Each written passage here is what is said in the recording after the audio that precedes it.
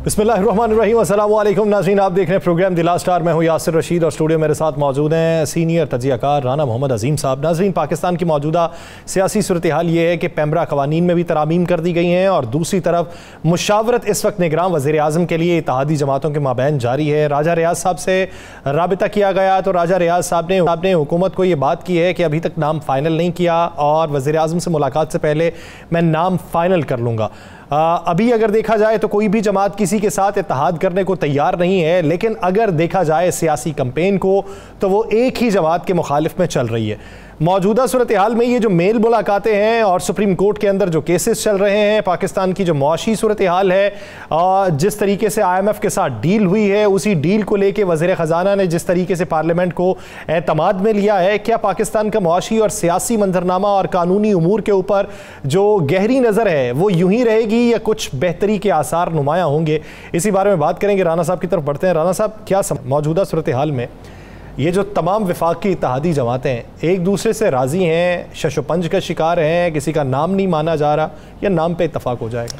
बिस्मिल्लाहिर्रहमानिर्रहीम, अस्सलातु वस्सलामु अलैका या सय्यदी या रसूल अल्लाह, अस्सलातु वस्सलामु अलैका या सय्यदी या हबीब अल्लाह। पहली तो बात यह है कि यासिर साहब, क्या आप समझते हैं कि इन इत्तेहादी जमातों से किसी ने मशावरत करनी है? क्या आप समझते हैं कि तमाम की तमाम इत्तेहादी जमातें मशावरत में शामिल होंगी? क्या आप समझते हैं कि इनकी मशावरत से कोई नाम आएगा? बिल्कुल नहीं आएगा। आज का दिन, टाइम, वक्त नोट कर लें। नाम जहाँ से आना है वो आपको पता है, मुझे पता है, नाम वहीं से आना है। ये सब एक दूसरे के साथ खेल रहे हैं अपनी इज़्ज़त बचाने के लिए, अपने आप को बचाने के लिए। ये सारा एक ड्रामा चल रहा है। बात बड़ी क्लियर और साफ सी है, बड़ी साफ सी बात है कि भैया अभी तक निगरान वज़ीर आज़म के लिए हुकूमत ने जो नाम दिए थे, ये माने या ना माने, मेरे पास इतला ये है कि वो तमाम के तमाम नाम जो हैं वो किसी खाते में नहीं रखे गए। नाम किसी और जगह से आने हैं, वहाँ से नाम फाइनल हो चुके हैं। सिर्फ इन लोगों को कहा जाना है कि जनाब आप इस पर यस करें, बस इतनी सी बात है। बाकी तो सब ड्रामा है। राजा रियाज ने किसका नाम देना है? मोहम्मद बूटा परचून वाले का देना है। जो शख्स अपोजिशन लीडर बैठ के हुकूमत की तारीफ कर रहा हो, जो अपोजिशन लीडर ये कह रहा हो कि ख्वाजा साद रफीक मुझे पछतानता नहीं, जो अपोजिशन लीडर कह रहा हो कि अगली दफ़ा मैंने मुस्लिम लीग नून की टिकट लेके इलेक्शन लड़ना है, आप समझते हैं कि निगरान वज़ीर आज़म का नाम उसकी मुशावरत से आएगा? यार सुभान अल्लाह। वैसे आप पे भी आफरीन है और उस पर यकीन करने वालों पे भी आफरीन है और उसको सुनने वालों पे भी आफरीन है। यार इतना करे खुदा का वास्ता यार, में हुज्जत भी तो करना है ना सर। कौन से उसे हुक्म करना आपने कि यार इस पे साइन करो, उस बेचारे ने कर दिया। गरीब आदमी है यार, एक दस्तखत के आपके लिए, शहर के आप इतना भी जानते हो यार, एक दस्तखत के लिए तो उनकी कारीगरी चाहिए ना। नहीं, कारीगर तो पूरे हैं, कारीगरी तो चाहिए उन्हें। ये सीधी सी बात है। दूसरी बात है यासिर साहब, कर लें आज जितनी बातें करनी है, कर लें अगले 2-4 दिन में जितनी बातें करनी है। ये जो पैमरा और ये जो मीडिया फलां ये जो आ रहा है, ये क्या आ रहा है? मिस इन्फॉर्मेशन और डिस इन्फॉर्मेशन। मुझे एक बात बताएं, मैं एक खबर देता हूँ, फलां खबर मेरे ज़राए से ये सच्ची है, जिसके खिलाफ वो कहता है सच्ची नहीं है जी। फिर भाई आपकी ज़ुबान को बंद करने का पूरा बंदोबस्त कर लिया गया। या फ़र्ज़ कर लें वो कहते हैं जी कि उसका मौक़िफ़ लिए बगैर अगर ख़बर चलाई हो, आपने 10 बार राब्ता किया, मौक़िफ़ ना दिया तो फिर क्या करेंगे? अच्छा, आपने डॉक्यूमेंट्स लेने हैं, आपने डॉक्यूमेंट्स लेने, जनाब इस खबर के कानून के मुताबिक मुझे डॉक्यूमेंट्स दे दें, ये देंगे आपको? नहीं देंगे। ये कहते हैं ना जी हमने मुशावरत किया। देखें, मैं खुद सेक्रेटरी जनरल हूँ पाकिस्तान फेडरेशन ऑफ जर्नलिस्ट का। GM जमाली साहब कराची से हमारे सदर हैं, GM जमाली साहब PFUJ के, और international federation of journalist IFJ, वो सिर्फ पाकिस्तान में हमें मानती है। IFJ जो है ना वो इस कानून को मान रही है ना हम मानते हैं। ये कानून काला कानून है। वो तो कहते हैं PFUJ इस मुशावरत, पता नहीं वो PFUJ इस पे शामिल होगी जो इनकी पॉकेट में होगी। मैं बड़ा आज सुबह मीर हामिद मीर साहब से बात हुई, चौधरी गुलाम हुसैन साहब से बात हुई, कल हमारे तारिक मदीन साहब ने कमाल का इस पे बात की, हमारी तमाम लोगों से बात हुई, काज़म खान से बात हुई मेरी। देखें, अरशाद आरिफ साहब बैठे हैं, बहुत से लोग बैठे हैं। मुझे बताएं, क्या पाकिस्तान की तारीख़ में ऐसा कभी हुआ था? ये मरियम औरंगज़ेब साहबा एक दफ़ा इसी तरह के कानून के मामले पर हमारे साथ खड़ी थी। सहाफियों की लाइन में खड़ी थी। ये देखें ना आप, ये देखिए कि PMLN के दौर में ये कानून आया और जब तरामीम PTI के दौर में हुई तो इन्होंने काला कानून कहा, और अब ये तरामीम करके ये काले कानून को सफ़ेद कह रही हैं और दूसरे से काला। देखें जो चीज़ बेहतर है, सैलरी माशाल्लाह बड़ी बेहतरीन बात है जी, लेकिन हमें तहफ़्फ़ुज़ कौन देगा? आप सैलरी का हमें एक लारा लगा के, लारा लप्पा लगा के आप क्या कर रहे हैं? चैनल को भी पाबंद सलासल कर रहे हैं। मैं आपको ठीक कह रहा हूँ कि चैनल भी इनके काबू में आ जाए, कैद हो जाए, सहाफ़ी भी कैद हो जाए, फिर एक आप सरकारी हुक्मनामा लिख के भेज दीजिएगा कि जनाब राना अजीम और यासर रशीद साहब आपने यही बनना है, इससे आगे नहीं जाना। अब हम बैठ के बात करते हैं जो निगरान वज़ीर आज़म कौन होगा? क्या हमें इन्होंने सरकारी नाम दिया है कि ये 4 सरकारी नाम आप डिस्कस कर लें कि इनमें से एक होगा? ये तो नहीं दिए ना।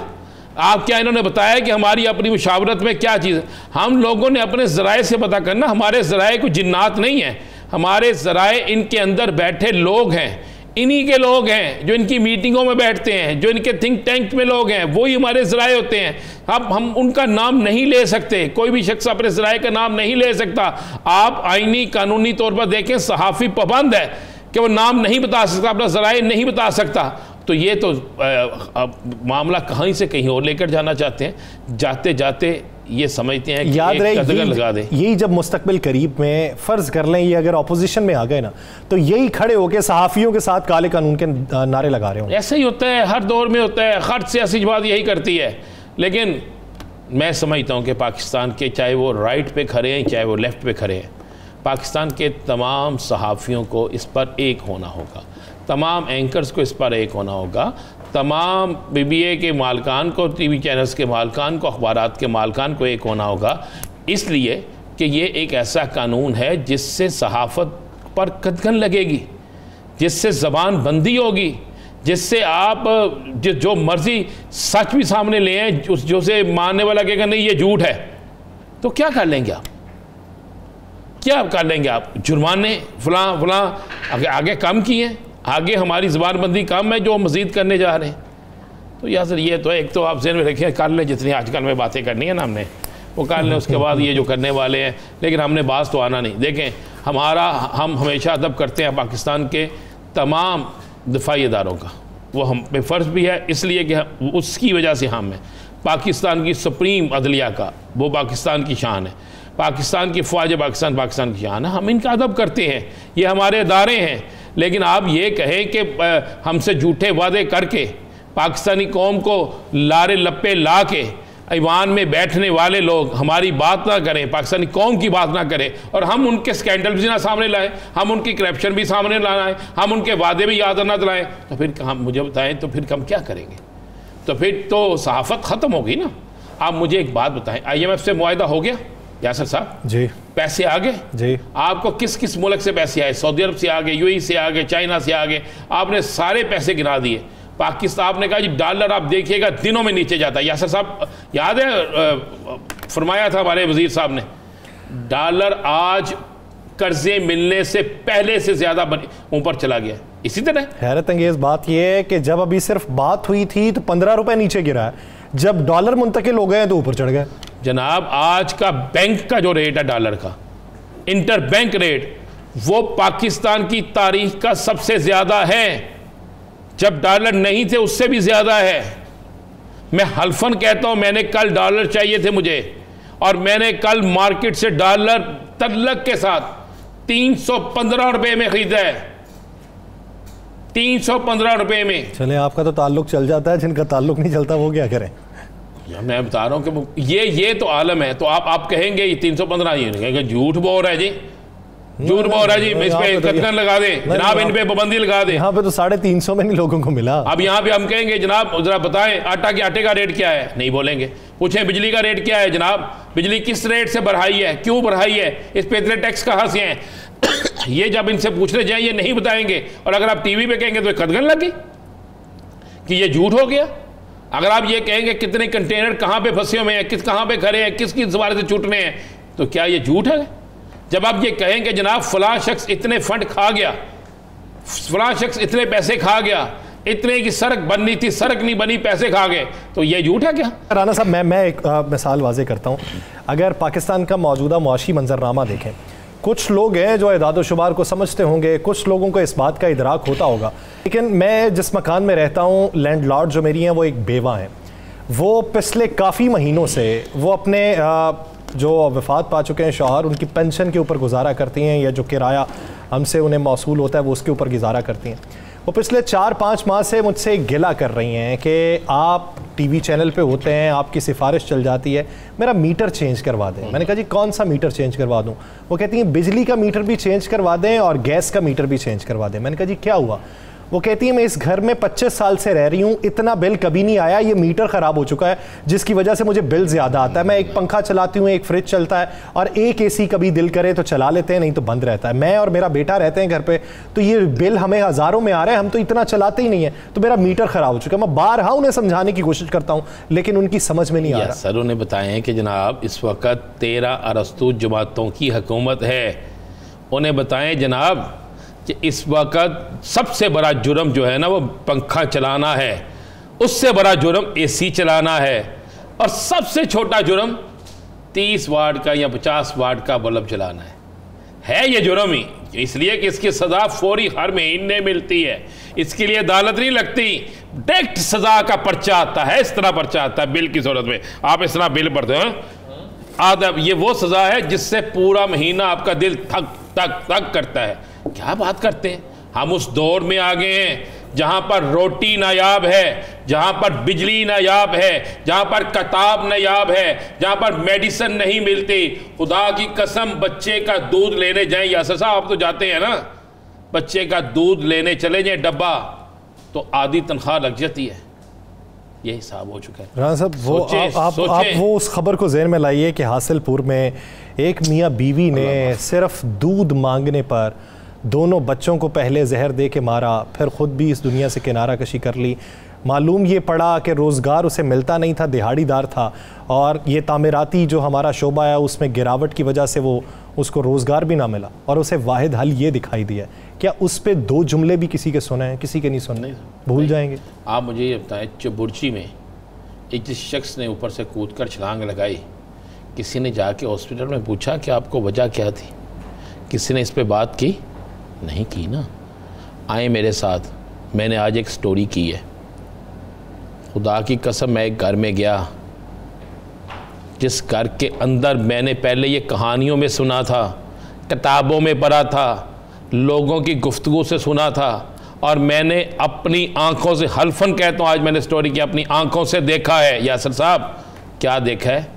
हाली हंडिया चूल्हे पे है, पानी है उसके अंदर, और उसमें सिर्फ आलू पड़े हैं, और बच्चों को ये कहा जा रहा है कि हौसला करो थोड़ी देर तक। उसमें डालने के लिए मिर्च नहीं है, उसमें डालने के लिए नमक नहीं है, उसमें डालने के लिए घी नहीं है, उसमें डालने के लिए कोई और चीज़ नहीं है।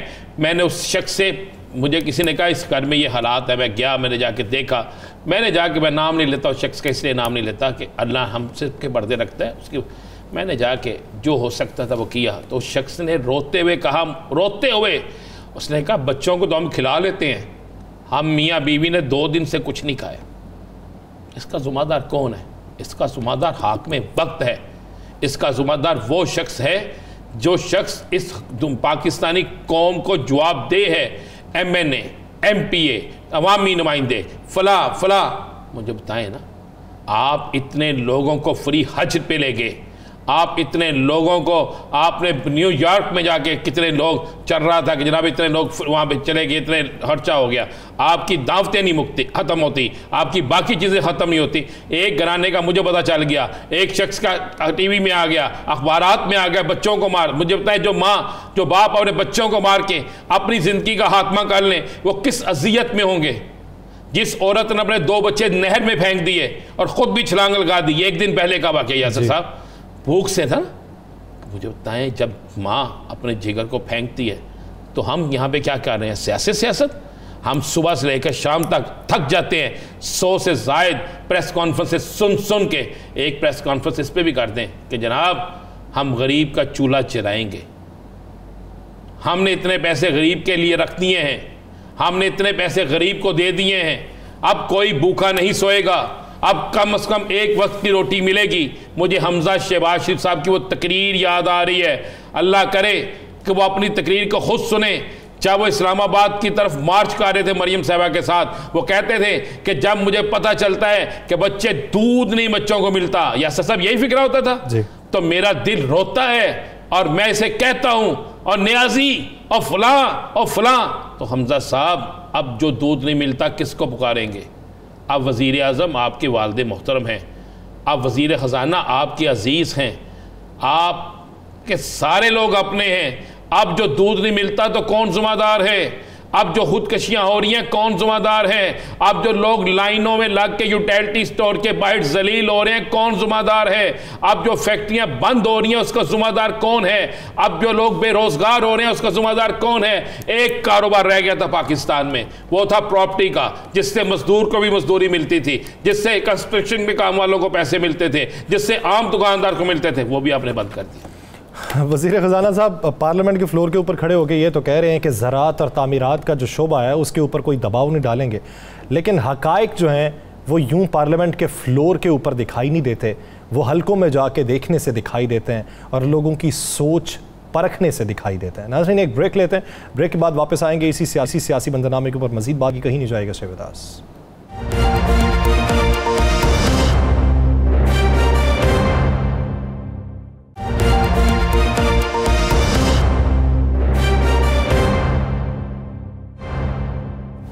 ब्रेक के बाद खुशामदीद। नाज़रीन मौजूदा सूरत हाल के तनाजुर में इलेक्शन क्या वक्त पर होंगे? इलेक्शन को लेके इबहाम क्यों है? किसी के जहन की इख्तरा ये है कि शायद इलेक्शन एक साल जो है वो ताख़ीर का शिकार हो जाए। कोई ये कहते हैं कि इलेक्शन अपनी मुअय्यना मुद्दत तक मुकर्ररा मुद्दत के ऊपर होंगे। कुछ लोग ये कहते हैं कि असम्बलियाँ अपनी मुअय्यना मुद्दत के बाद तहलील होंगी, और कहीं से राय ये आती है कि असम्बलियाँ अपनी मुअय्यना मुद्दत से पहले तहलील हो जाएंगी।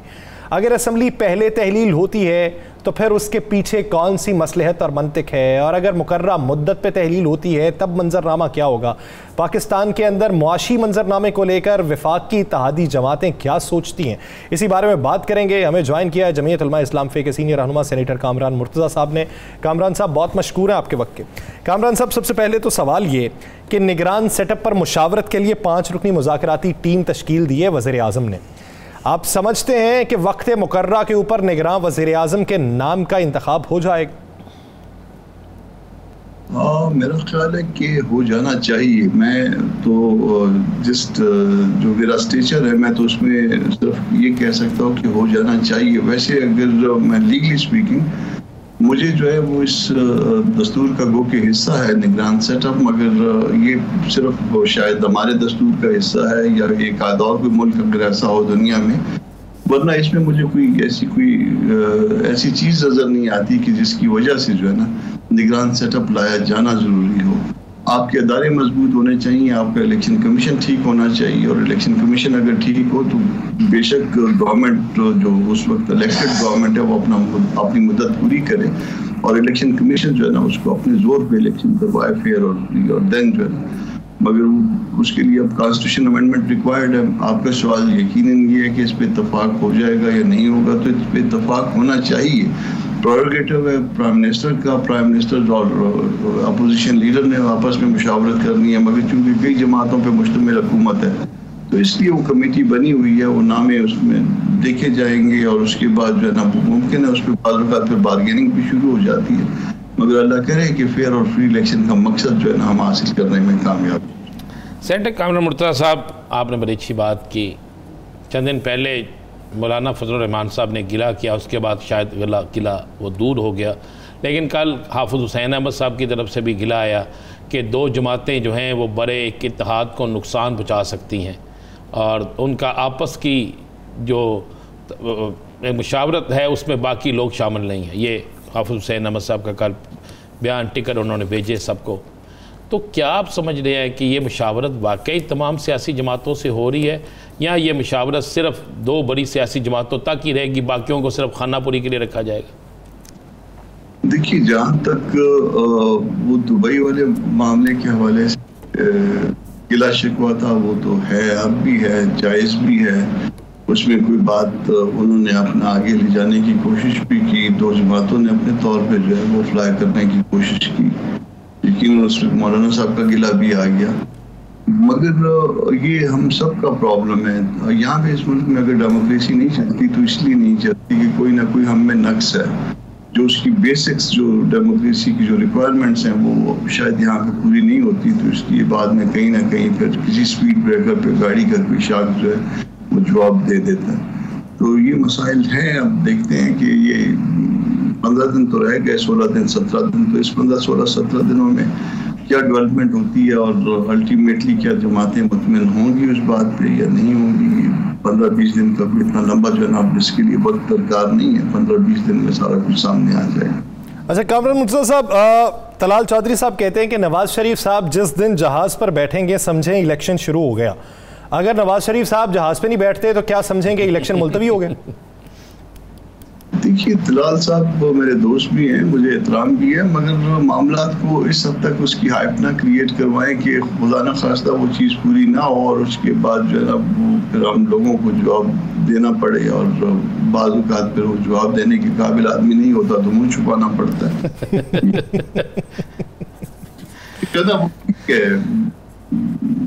अब इलेक्शन होने चाहिए और वक्त पे होने चाहिए। वो जहाज पे बैठे न बैठे उनको कुछ सूट करे, मगर चीजें मुल्क चलते रहते हैं। हम सब जो है ना वो अल्लाह पाक के इशारे के मोहताज होते हैं। कभी हमारी जिंदगी होती है, कभी नहीं होती, कभी कोई और मसाइल होते हैं हमारे साथ। तो बेहतर ये है कि मुल्क चलता रहे और कानून के मुताबिक चले। कामरान मुर्तज़ा साहब, पीडीएम में शामिल तमाम जमातों ने कहा कि हम जमहूरियत पसंद है और जमहूरी टेन्योर को पूरा होना चाहिए और उसको ना कम होना चाहिए ना ज़्यादा होना चाहिए। जमहूरी टेन्योर पूरा होना चाहिए और पूरा होने के बाद आइनी जो एक रास्ता है उसके तहत इलेक्शन होने चाहिए। तो क्या फिर तमाम पीडीएम में शामिल जमातें अपने जमहूरी अमल को पूरा करने के बाद तहलील होंगी या उससे पहले तहलील होकर 90 दिन का टाइम लेंगी? देखिए, उसमें कुछ थोड़ी सी सोच ये पाई जाती है, दो हवालों से ये सोच पाई जाती थी।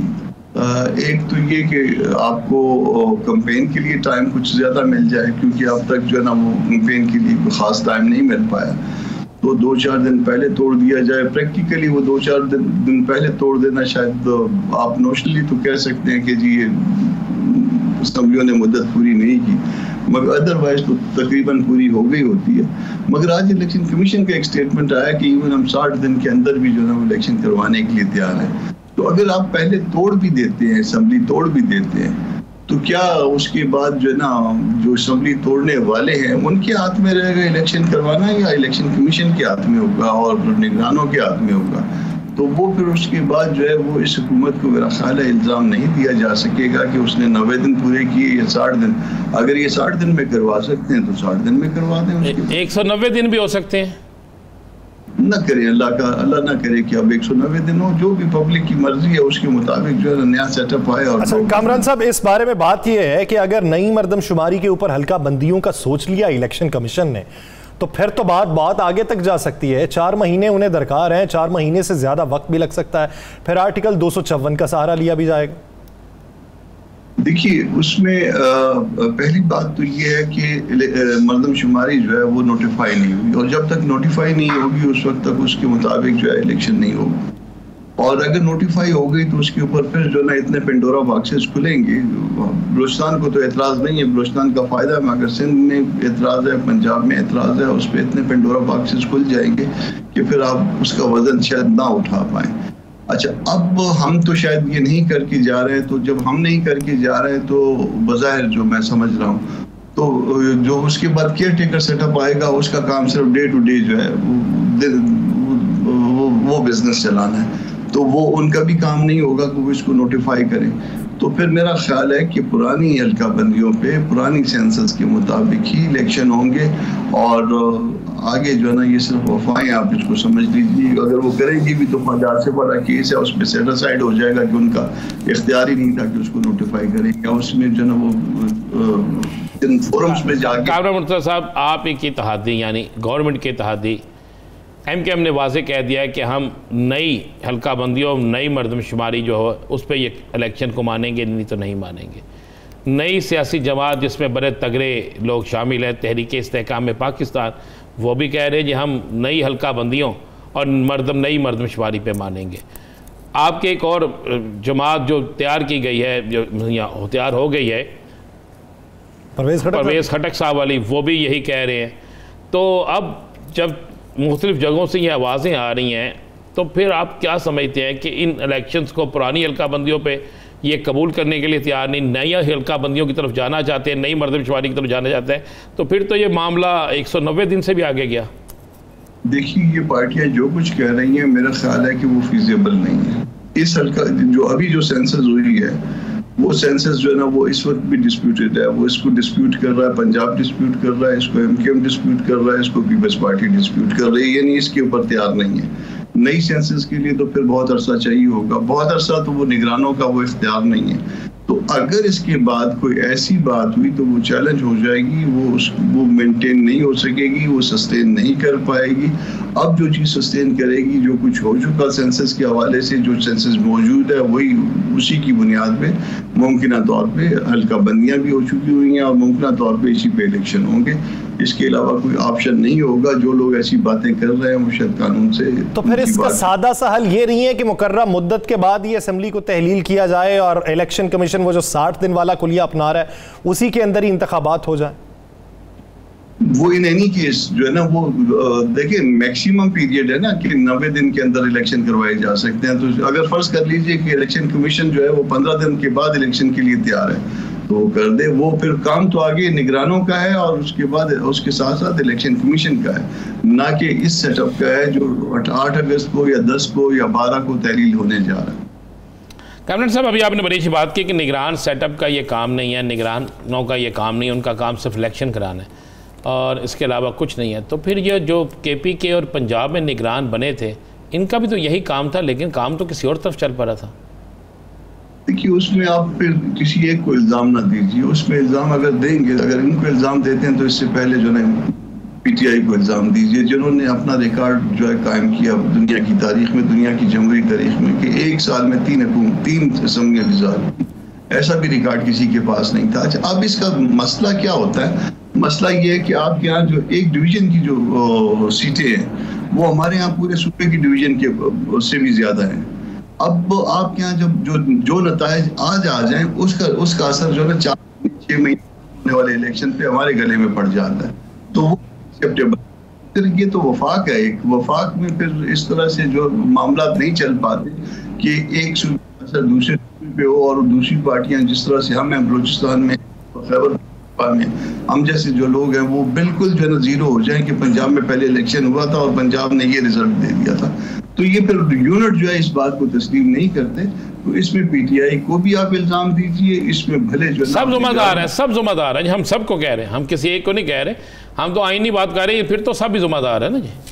आईनी बात के लिए आईनी काम भी करने पड़ते हैं ना। उसने भी आईनी काम नहीं किया था, उसकी भी तो अना को लेके बैठा हुआ था जो उसके गले पड़ गई है। अच्छा कामरान साहब, एक कानूनी नोटिस भेजा गया है वज़ीर आज़म साहब को, वो एक शहरी की जानिब से भेजा गया है कि असम्बलियों को अपनी मुद्दत पूरी करनी चाहिए और आप जो असम्बलियों को 7-8 दिन पहले तहलील करना चाहते हैं, अगर आपने किया तो ये मामला फिर अदालत में लेके जाऊँगा। क्या उस कानूनी नोटिस की कोई हैसियत समझते हैं? नहीं, उसका ये उसके प्राइम मिनिस्टर का ऑप्शन है। देखिए, इसमें दो असम्बलियाँ टूटी हैं, ये वाली अपना 2 सूबों की। मैं उसको एक वकील होने के बावजूद उसको गलत समझता हूँ, मगर गलत होने के बावजूद उसके सस्टेन किया ना, वो बरकरार है, उसका टूटना गो के चैलेंज नहीं हुआ, मगर उसके लोगों ने ये भी नहीं मुनासिब समझा कि उसको चैलेंज करें। तो ये नोटिसबाजी ऐसी जो है ना, मेरा ख्याल है कि उसने अपना नाम पैदा करने के लिए कि मेरा नाम आएगा मीडिया में कि फलां साहब ने फलां को नोटिस दिया, तो इससे ज़्यादा इसकी कोई हैसियत नहीं। अच्छा, आप किसी सियासी जमात पर पाबंदी लगते हुए देख रहे हैं? मैं नहीं चाहता कि किसी सियासी जमात पर पाबंदी लगे।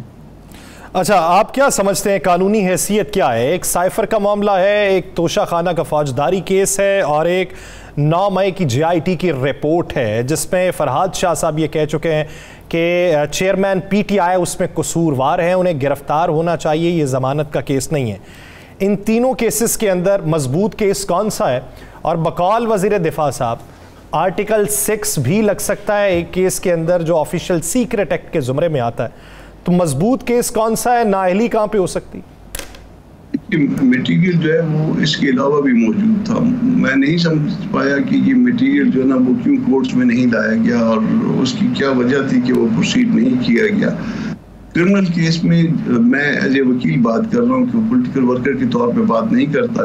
क्रिमिनल पे आप किसी केस को ये नहीं कह सकते कि वो केस जो है वो कहाँ पे जाके स्टैंड करेगा। अल्टीमेटली जब आर्गूमेंट्स की स्टेज पे आएगा हम उसको उस वक्त जाके असेस करते हैं जब वो फाइनली जो है वो मैच्योर हो गया होता है, उसके तमाम विटनेस गुजर गए होते हैं, उसके तमाम विटनेस क्रॉस एग्जामिन हो गए होते हैं। उसके बाद जो है ना वो हम उसको वेट करते हैं, फिर उसके बाद बताते हैं कि इसमें वजन है या नहीं है।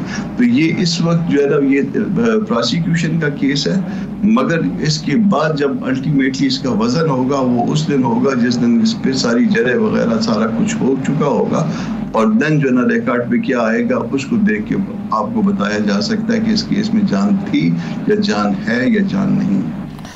अच्छा, एक ये सवाल मेरा भी आखिरी सवाल है, अगर इलेक्शन डिले करने की कोशिश होती है तो जमीयत उलमा इस्लाम इस पर क्या स्टैंड लेगी?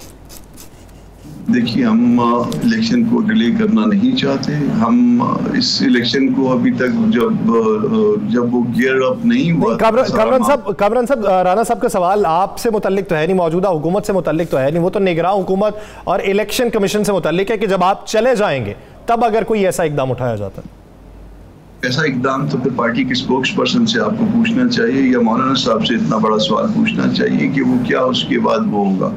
जाहिर है वो मामला फिर पार्टी के अदारों के अंदर आएगा और उसके ऊपर रायअमल बना के पार्टी उसको वो करेगी। मैं आज कह दूं कि जी हम कोई जद्दोजहद करेंगे और उसके बाद वो जद्दोजहद ना हो, या हम कहें कि हम उसको कंसीड करेंगे और वो कल कंसीड ना हो, तो मैं तो एक ज़्यादा से ज़्यादा एक आम वर्कर हूँ या सेनेटर हूँ। मेरे कहने से जो है ना इसमें कोई वो स्टैंड जो है वो पार्टी का नहीं आएगा। पार्टी का स्टैंड जो है सिर्फ स्पोक्स पर्सन दे सकता है या मौलाना साहब खुद दे सकते हैं। यही आपका हुस्न किरदार है कि वो वादा ही नहीं करते जो पूरा ना हो सके। बहुत शुक्रिया कामरान मुर्तज़ा साहब इसे अपना वक्त देने के लिए। नाज़रीन, पाकिस्तान के सियासी माशी मंजरनामे में फिर बात करेंगे, एक शॉर्ट ब्रेक लेनी है, ब्रेक के बाद वापस आते हैं, कहीं नहीं जाएगा, स्टे विद अस।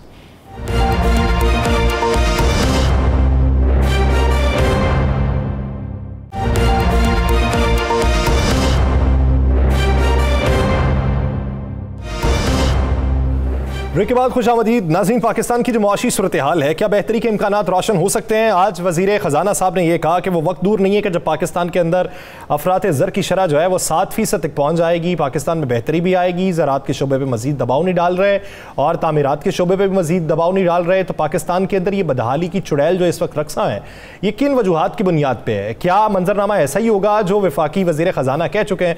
क्योंकि मजमूई तौर पर जो इस वक्त अफरात ज़र की शरह है वो 29% से तजावुज़ कर चुकी है, और अगर इस हफ्ते की अशियाए ज़रूरिया की कीमतें देखें तो 14 अशियाए ज़रूरिया हैं जिनकी कीमतों में इजाफा हुआ है, डॉलर पकड़ में नहीं आ रहा। तो मौजूदा सूरत हाल किस तरफ को जा रही है, इसी पे बात करते हैं। पाकिस्तान तहरीक इंसाफ के रहनुमा साबिक मुशीर वज़ीर आज़म भी रह चुके हैं, मईशत के हवाले से मुजम्मिल असलम साहब ने हमें ज्वाइन किया। मुजम्मिल साहब, बहुत मशकूर है आपके वक्त के। मुजम्मिल साहब, एक तरफ मौजूदा सूरत हाल है, एक तरफ IMF की डिमांड्स हैं और एक तरफ वो वादे और दावे हैं जो वफाकी वज़ीर ख़जाना कर रहे हैं, असल हकीकत क्या है?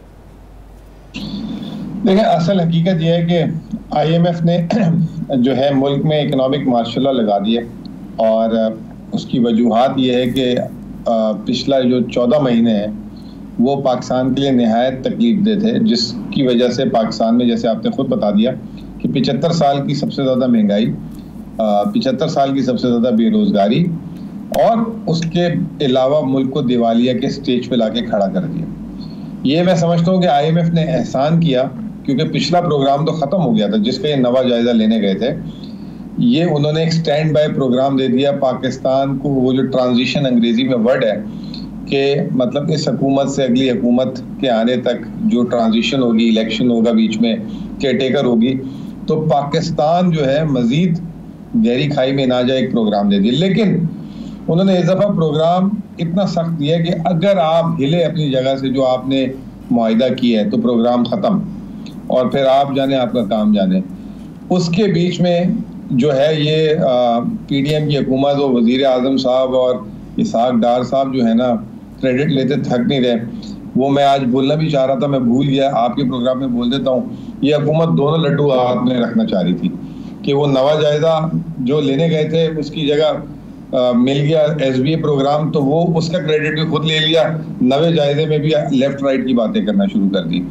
अब वो जो है वो 2-4 दिन तो डॉलर इन्होंने बोला था इतना सस्ता हो गया, आज डॉलर वहीं पे खड़ा हो गया जिस दिन IMF का प्रोग्राम का रेट था 287 रुपये। अब वो जो है परेशान होना शुरू हो गए और अभी 20-22 दिन बाकी हैं, तो अखबारात बताना शुरू करें क्योंकि IMF का डिटेल जायजा आ चुका है, उसमें उन्होंने एक एक इनकी नाकामियों को खोल के रख दिया है। आज मैंने ये अपनी प्रेस कॉन्फ्रेंस में बात बोली कि वो जो तारीखदान की तरह IMF ने 2018 से 2023 पाकिस्तान में किसने क्या अच्छा किया क्या बुरा किया, उसमें PTI की भी बहुत मिस्टेक्स उन्होंने हाईलाइट किए और उसको ओन करना चाहिए एज अ, मतलब आपने अगर आगे बढ़ना है।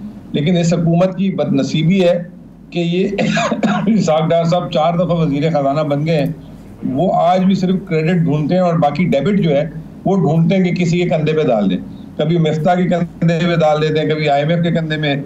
बाकी हम तो मिले हुए ही है ना कि जब जो कुछ ना मिले तो इन पे डाल दो। तो ये जो आज उन्होंने बात की, कोई अच्छी बात तो नहीं की कि जी ज़राअत पे टैक्स नहीं लगेगा। अगर एक ज़राअत में आदमी करोड़ों अरबों रुपए कमा रहा है तो उससे क्यों नहीं लेंगे आप टैक्स? लेना चाहिए आपको टैक्स। क्या मतलब है, आप इधर एक 50 हज़ार रुपये तनख्वाह वाले पे टैक्स लगा देते हैं और उसके बाद आपने उस पर और टैक्स का बोझ डाल दिया, और करोड़ों अरबों जिसके जो है 100 एकड़ 500 एकड़ 1000 एकड़ जगह है उसको आप कह रहे हैं मैं उससे टैक्स नहीं लूंगा। क्यों नहीं लेंगे? इसलिए नहीं लेंगे कि वो आपके साथी हैं सारे, आपको वोट लेने जो आपका काम है। रिटेलरों से एक एक दुकान आज जो है ना सिर्फ 200 स्क्वायर फीट की दुकान भी 2 करोड़ रुपए की है कराची में, ठीक है ना, कम से कम, और औसत जो है 1000 स्क्वायर फीट की दुकान 10 करोड़ रुपए की है। आप उसमें 3000 रुपये बिजली पे टैक्स लगाते हैं, ये कोई आप अच्छा काम कर रहे हैं? इससे ज्यादा तो 50,000 तनख्वाह वाला टैक्स देता है और आप कह रहे हैं कि जी हम टैक्स नहीं लेंगे उनसे। फिर आप कह रहे हैं बिल्डर यही जो दुकानों की रेट बता रहा हूँ, ये बिल्डर बेचते हैं करोड़पति लोगों को, आप कह रहे हैं मैं उससे भी टैक्स नहीं लूंगा कंस्ट्रक्शन वाले से। तो भाई आपने टैक्स लेना किस पे? पेट्रोल पे टैक्स लगाए जाते हो दिन रात, तनख्वाहदार पे लगाए जाते हो, खाने पीने की अशिया पे लगा देते हो। तो ये जो है इनका फ्लॉ है और ये अभी भी नहीं सुधरे। IMF के आगे वो जो है वो कहते थे अभी शहबाज साहब हमारे वजीर आजम कि जहां पे मैं एड़ी रगड़ूंगा वहीं से चश्मा निकलेगा। एड़ियां रगड़ के इन्होंने नाक भी रगड़ ली, एड़ियां रगड़ ली, उसके बाद जो है कर्ज का चश्मा निकला, उनको सारी यकीन दहानियां कराने के बाद अब वो फिर नई नई बातें, हम यहाँ टैक्स नहीं लेंगे, यहाँ नहीं लेंगे। तो यूं तो भाई साहब ये तो मुझे बताइए कि क्या डॉलर यहाँ पे रुक जाएगा कि डॉलर अभी ऊपर और जाएगा या नीचे आएगा? मैं यही आज एक किसी को समझा रहा था, किसी ने मेरे से बात पूछी, इनको ना तमीज नहीं है कि बाजारों को कैसे चलाया जाता है। ये ना बेसब्रे लोग हैं। अब जिस दिन IMF का प्रोग्राम हुआ है, आपको एक झटके में जो है 287 के डॉलर को 270 करने की जरूरत क्या थी? अब उसका नुकसान क्या हुआ? जब आपने एक झटके में कर दिया तो अब आपको एकदम पता लगे कि पड़ोस में जो है चीज जो है 100 की चीज 80 की मिल रही है, तो आप भी भाग के लेने जाएंगे, तो सब भाग के खरीदारी करने चले गए, और जिसकी 100 की चीज थी वो एकदम 80 की हो गई, उसने इरादा तर्क कर दिया बेचने का। अगर ये एक एक 2-2 रुपए करके गिराते हैं, 287 से 285, फिर 283, फिर 282, तो ये जो है डॉलर आज के दिन मैं और आप अभी बात कर रहे हैं ना 270 का होता। लेकिन इन्होंने, इनके अंदर सब्र ही नहीं। इनको अगले दिन अल्हम्दुलिल्लाह वजीर आजम से भी करवाना था, खुद भी करना था, लंदन वालों से भी कराना था। वो अल्हम्दुलिल्लाह जो है ना वो 1-2 दिन रहा, आज वाइट डॉलर आ गया, मार्केट के सारे फंडामेंटल खराब कर दिए इन्होंने पकड़ के। तो अगर ये तरीके से चलते तो डॉलर 260 भी हो सकता था, लेकिन ये तरीके से नहीं चले। अब लोग 300 की बातें कर रहे हैं। अब इनके रह गए 18 दिन, उसमें फिर सियासी गैर यकीनी सूरत हाल शुरू हो गई है कि जी वजीर आजम कौन आएगा, इलेक्शन किस तारीख को होंगी। अल्लाह अल्लाह करके 2 क्लैरिटी आई थी। एक स्टैंड बाय प्रोग्राम आ गया था जिसको PTI ने एंडोर्स किया। दूसरा जो है इलेक्शन का इन्होंने कह दिया था कि जी हम जा रहे हैं 12 अगस्त से पहले। अब तीसरी चीज आ जानी चाहिए थी इलेक्शन की तारीख और जो है केयर टेकर हुकूमत, उस पर जो है अनसर्टेनिटी कर दी फिर पकड़ के। अब वो बड़े बड़े जरीदे फिर लिखना शुरू हो गए कि जी इतनी टाइट पोजीशन पे है पाकिस्तान और अगर यहाँ से हिला तो ये नुकसान हो सकता है और अगली। अच्छा मुज़म्मिल साहब ये बताइए, मौजूदा सूरत हाल में बजट मंजूरी के बाद अभी जब IMF के साथ डील हुई है तो स्टैंड बाय इस अरेंजमेंट के नतीजे में क्या मिनी बजट आने का भी इम्कान है, और अगर आता है तो क्या निगरान हुकूमत लेके आएगी? देखें, बात सारी ये है कि IMF ने अब जो है ये कह दिया है कि आपको अपने टैक्स हदफ पूरे करने हैं। अगर टैक्स हदफ पूरे नहीं होंगे तो जो है आप यूं कह लें कि मिनी बजट आएंगे, SROs आएंगे। लेकिन बात ये कि मिनी बजट तो केयरटेकर नहीं दे सकती। SROs वो जो है जो 120-180 दिन के, वो आगे फिर नई हुकूमत उसको एंडोर्स करेगी। लेकिन IMF ने सीधी सीधी बात कर दी है कि आपको टैक्स हदफ 9,600 अरब रुपए ये आपने हासिल करना है। आपका बजट खसारा इतना है, ये आपने हासिल करना है। अब कोई गुंजाइश नहीं रही, कोई डिस्क्रिशन नहीं रही। तो ये जो है अब आगे अल्लाह जानता है कि ये इतनी अगर केयर टेकर पर ढीला डाला लिया है तो उसके बस की बात तो नहीं होगी ये चलाना। तो जो है ये प्रोग्राम ये 9 महीने का भी खतरे में पड़ सकता है। अभी सियासी पार्टियों ने तो अपना वो दे दिया, जैसे कहते हैं राजीनामा दे दिया। लेकिन जो नून लीग की जो चाल में देख रहा हूँ पिछले 2-3 दिनों से, आपने देखा होगा 61 अरब रुपए इन्होंने वो जो है MP MNS को 20 दिन हुकूमत में रह गए 61 अरब रुपए जारी कर दिए। तो वो इस तरह के जो पैसे जारी हो रहे हैं, ये जो आने वाला है उसके लिए जो है ना मुसीबत, निगरान हुकूमत के लिए भी मुश्किल हो सकती है, आने वाली मुंतखब हुकूमत के लिए भी मुश्किल हो सकती है। SROs भी आ सकते हैं और ये टैक्सेस मजीद भी बढ़ सकते हैं। बहुत शुक्रिया मुज़म्मिल असलम साहब इस हवाले से अपना वक्त देने के लिए। नाज़रीन, प्रोग्राम खत्म हुआ चाहता है, मुझे और राना अज़ीम साहब को दीजिए इजाज़त। अपना बहुत सा ख्याल रखिएगा। अल्लाह ने के पास।